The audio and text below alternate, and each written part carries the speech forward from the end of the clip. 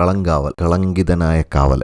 ഞാൻ പല റിവ്യൂസിലും പറഞ്ഞിട്ടുണ്ട്, മലയാള സിനിമ ശരിക്കും ഒരു റിഫൈനിങ് പ്രോസസ്സിലാണ്. അതായത് മെയിൻ സ്ട്രീം ആക്ടേഴ്സിനൊന്നും പ്രസക്തിയില്ല. നല്ല തിരക്കഥ, നല്ല ടെക്നീഷ്യൻസ്, നല്ല ഡയറക്ഷൻ. പിന്നെ ആക്ടേഴ്സ് എന്ന് പറയുന്നത്, ഇപ്പോൾ നമ്മൾ ബിരിയാണി ഉണ്ടാക്കണമെന്നുണ്ടെങ്കിൽ നല്ല റൈസ് വേണമല്ലോ. കൈമ റൈസ് ഒക്കെ ആണെന്നുണ്ടെങ്കിൽ അത് അതിൻ്റെതായിട്ടുള്ളൊരു ടേസ്റ്റ് ആയിരിക്കും. അല്ലെങ്കിൽ ഇപ്പോൾ ഹൈദരാബാദി ബിരിയാണി ആണെന്നുണ്ടെങ്കിൽ അതിനകത്ത് ലോങ് റൈസ്, നമ്മുടെ ബസ്മതി, ഇന്ത്യ ഗേറ്റിൻ്റെ റൈസ് വേണമല്ലോ. അങ്ങനെയുള്ള ഒരു ഫുഡ് ഉണ്ടാക്കാനുള്ള ചേരുവകളാണ് ശരിക്കും ആക്ടേഴ്സ്. പക്ഷെ അൾട്ടിമേറ്റ്ലി ആ taste of the food depends on the maker, അല്ലെങ്കിൽ the creator of that content, അല്ലെങ്കിൽ the creator of that food. അപ്പോൾ ഇവിടുത്തെ ഷെഫ് എന്ന് പറയുന്നത് നമ്മുടെ director and the script writer. ഡയറക്ടറും സ്ക്രിപ്റ്റ് റൈറ്ററും ഒരാളാണ്.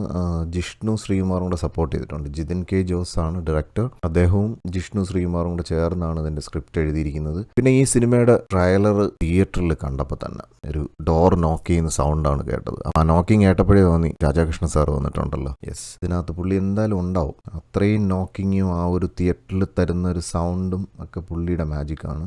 Yes, sound department Sreekumar B, Sarath Biji sound editor, Jobin Jayan production sound mixer, Kishan Mohan sound designer. Kishan Mohan super sound design. പിന്നെ കുറച്ചൊക്കെ സിങ് സൗണ്ട് ഉണ്ട്, കുറച്ചല്ല ഒരുപാട് സ്ഥലങ്ങളിലൊക്കെ സിങ് സൗണ്ട് യൂസ് ചെയ്തിട്ടുണ്ട്. Yes, final mixing MR Radhakrishnan. അതാണ് ആ വാതിലിന് മുട്ടിയപ്പോഴേ മനസ്സിലായി. വാതിലിന് മുട്ടെന്ന് പറഞ്ഞാൽ നമ്മൾ നെഞ്ചിലാണ് ആ മുട്ടിയത്. അത്രയ്ക്ക് പവർഫുൾ മുട്ടായിരുന്നു. അപ്പോഴേ എനിക്ക് തോന്നി രാധാകൃഷ്ണൻ സാറാണ് ഇതിൻ്റെ അകത്ത് പണിയെടുത്തിരിക്കുന്നത് എന്നുള്ളത്. പിന്നെ ഇതിനകത്തുള്ള ആക്ടേഴ്സ് മമ്മൂട്ടി, വിനായകൻ, രജിഷ വിജയൻ, അസീസ് നെടുമങ്ങാട്.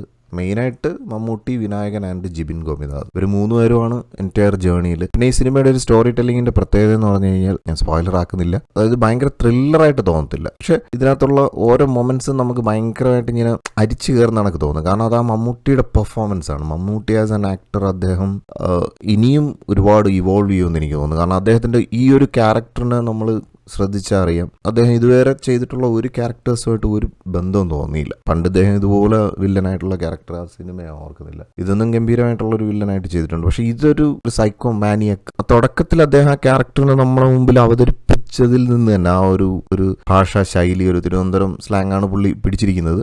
അവിടെ നിന്ന് അദ്ദേഹത്തിന്റെ ഓരോരോ മൈക്രോ എക്സ്പ്രഷൻസും ആ ഒരു ബിഹേവിയറും ഒക്കെ കാണുമ്പോൾ തന്നെ അരിച്ചു കയറിയതാണ് ശരീരത്തെ ആ ഒരു കഥാപാത്രത്തിനോടുള്ളൊരു വെറുപ്പ്. കഥാപാത്രത്തിനോട് അതാണ് അഭിനയത്തിന്റെ ഒരു പാരമ്യതയിലെത്തുക എന്ന് പറയുന്നതാണ്. അത് അഭിനയിച്ച ആ കഥാപാത്രത്തിനെ നമ്മൾ എത്രത്തോളം ഹെയ്റ്റ് ചെയ്യാമോ, അല്ലെങ്കിൽ ആ ഒരു എനിക്ക് ശരിക്കും ഞാൻ അരിച്ചു കയറുമായിരുന്നു. അപ്പോൾ ആ തുടക്കം മുതൽ ആ ക്യാരക്ടറിനെ കണ്ട് ഇതാണല്ലോ ആള്, ഈ മനുഷ്യനാണല്ലോ നമ്മൾ ഇനി ത്രൂ ഔട്ട് സിനിമയിൽ കാണാനിരിക്കുന്നതെന്ന്. പിന്നെ അങ്ങോട്ട് മുന്നോട്ട് പോകും തോറും ഇദ്ദേഹത്തിന്റെ ആ ഒരു ക്രിമിനലിസത്തിന്റെ ഓരോരോ ഭാവങ്ങളെല്ലാം ഇങ്ങനെ അൺലോക്ക് ചെയ്ത് പോവുകയാണ്. അത്രയെങ്കിലും പറയാതിരിക്കാൻ പറ്റത്തില്ല, കാരണം അത്രയ്ക്ക് ഗംഭീരമായിട്ടാണ് അദ്ദേഹം ഈ ക്യാരക്ടറിനെ ഹാൻഡിൽ ചെയ്തിരിക്കുന്നത്. അതിനോടൊപ്പം നെക്ക് കൂടെ ഓപ്പോസിറ്റ് ആയിട്ട് വന്നിട്ടുള്ള വിനായകനും ചെയ്തിട്ടുണ്ട്. വിനായകന്റെ ക്യാരക്ടറും വളരെ മീറ്റർ പിടിച്ചാണ് ആ ക്യാരക്ടറിനെ ചെയ്തിരിക്കുന്നത്. എന്ന് വെച്ചാൽ പലപ്പോഴും നമുക്കൊരു റിയൽ റോ പോലീസ് ഓഫീസറായിട്ട് തന്നെ തോന്നും. ഒട്ടും ഒരു അഭിനയമോ അങ്ങനെയുള്ള ഒരു പരിപാടിയില്ല. വളരെ റോ ആയിട്ട് അദ്ദേഹം ബിഹേവ് ചെയ്യുകയാണ് ചെയ്യുന്നത്. കൂടെ ജിബിൻ ഗോപിനാഥും ഗംഭീരമായിട്ട് ചെയ്തിട്ടുണ്ട്. അദ്ദേഹം നല്ലൊരു ആക്ടറാണ്. അപ്പോൾ ഈ മൂന്ന് പേരിലൂടെയാണ് ഈ ഒരു ട്രാവൽ. പിന്നെ ഞാൻ പറഞ്ഞ ഈ സ്റ്റോറി ടെല്ലിങ്ങിന്റെ ഒരു പ്രത്യേകത എന്ന് പറഞ്ഞു കഴിഞ്ഞാൽ, നമുക്ക് സംഭവങ്ങളെല്ലാം നമ്മുടെ മുന്നിൽ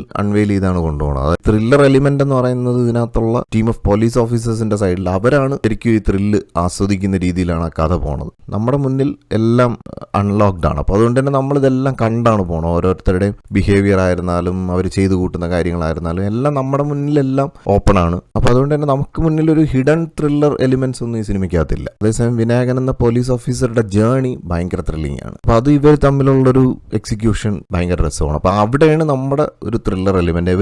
ഇതെങ്ങനെ ഇയാളിലേക്ക് ഇദ്ദേഹം എത്തും എന്നുള്ളതാണ് അതിനകത്തുള്ള ഒരു ത്രില്ലർ എലിമെന്റ്. അപ്പോൾ അത് വളരെ ഗംഭീരമായിട്ടുള്ള ഒരു തിരക്കഥ എക്സിക്യൂഷൻ ആയിട്ട് എനിക്ക് തോന്നി. So hats of two the writers. പിന്നെ അഭിനയ പ്രകടനങ്ങൾ, അതുപോലെ പിന്നെ എടുത്തു പറയേണ്ടത് ഈ സിനിമയുടെ തുടക്കം മുതൽ തന്നെ ബാക്ക്ഗ്രൗണ്ട് സ്കോർ ഒരു ഡിഫറെന്റ് ടോണാണ് പിടിച്ചിരിക്കുന്നത്. അപ്പോഴേ സംശയം ഉണ്ടായിരുന്നു, നമ്മുടെ ഈക്വലൊക്കെ കേൾക്കുന്ന മാതിരി അങ്ങനെയല്ല, വളരെ ഡിഫറെന്റ് ആയിട്ട് അദ്ദേഹം ഓരോ സീനിനും കൊടുക്കുന്ന ഒരു ട്രീറ്റ്മെന്റ് ഉണ്ട്, ഒരു മ്യൂസിക്കൽ ട്രീറ്റ്മെന്റ്. അത് ഇതുവരെ മലയാള സിനിമയിൽ ആരും ചെയ്തിട്ടില്ലാത്ത ഒരു പാറ്റേൺ ആണ്. എനിക്കത് പെട്ടെന്ന് സ്ട്രൈക്ക് ചെയ്തു. പക്ഷേ യൂഷ്വൽ സ്റ്റൈലൊന്നും അല്ല, വളരെ മാറ്റി തന്നെയാണ് പിടിച്ചിരിക്കുന്നത്. എങ്കിലും ആ മാറ്റത്തിലും അറിയാം അതിനകത്ത് യൂസ് ചെയ്തിരിക്കുന്ന ഇൻസ്ട്രുമെന്റ്സ്, ആ ഒരു ഡിഫറെന്റ്, ഒരു ന്യൂ അപ്രോച്ച്.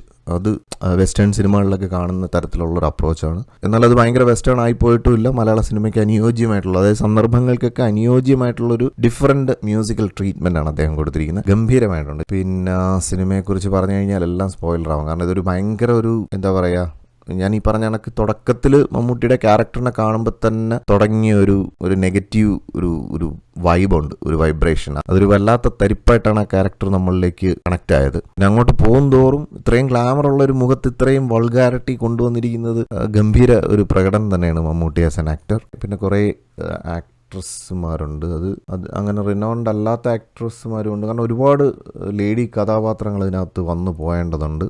മാളവിക മേനോൻ, ശ്രുതി രാമചന്ദ്രൻ, പ്രജീഷ വിജയൻ, ഗായത്രി അരുൺ, അങ്ങനെ കുറേ കഥാപാത്രങ്ങളുണ്ട്. പിന്നെ ഞാനിതൊരു നെഗറ്റീവായിട്ട് പറയല്ല, പക്ഷേ എങ്കിലും കൊച്ചു കുട്ടികളെയൊക്കെ കാണിക്കത്തക്ക ഒരു സിനിമയായിട്ട് എനിക്ക് തോന്നിയില്ല. അതിൻ്റെ സർട്ടിഫിക്കേഷൻ ഒന്നും അല്ല, കാരണം അത്രയ്ക്ക് ബ്ലഡ് ഷെഡും കാര്യങ്ങളൊന്നും ഇല്ലാത്തതുകൊണ്ടായിരിക്കും സർട്ടിഫിക്കറ്റ് ഒന്നും അല്ല. പക്ഷേ കുട്ടികൾക്ക് മുന്നിൽ കാരണം ഇതൊരു റോ ആണ്, ഇത് നടന്ന സംഭവങ്ങളെയൊക്കെ ബേസ് ചെയ്തിട്ട് ഉണ്ടാക്കിയിരിക്കുന്ന തിരക്കഥയാണ്. അപ്പോൾ അതിൻ്റേതായിട്ടുള്ള ഒരു റോ ഫോർമാറ്റിലാണ് മൂവി എടുത്തു വെച്ചിരിക്കുന്നതെന്ന് പറയുന്നതിനപ്പുറത്തേക്ക് മമ്മൂട്ടി പെർഫോം ചെയ്തിരിക്കുന്ന ആ ക്യാരക്ടർ അത്രയ്ക്ക് റോ ആണ്.